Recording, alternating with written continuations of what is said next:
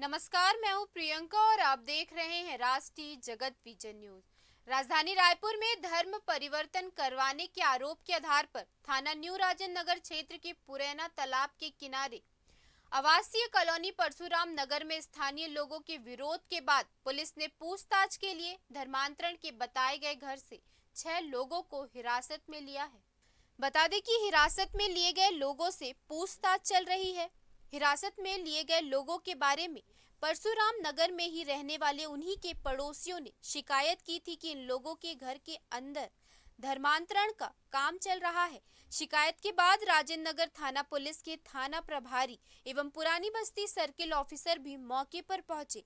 स्थानीय भाजपा कार्यकर्ताओं और वहां रहने वाले लोगों के द्वारा जाति विशेष को यहां से हटाने वाले नारे लगाए गए। फिलहाल इस खबर में इतना ही। देश प्रदेश की खबरों से अपडेटेड रहने के लिए हमारे चैनल को सब्सक्राइब करें और नए खबरों के नोटिफिकेशन के लिए बेल आइकॉन जरूर दबाएं। नमस्कार।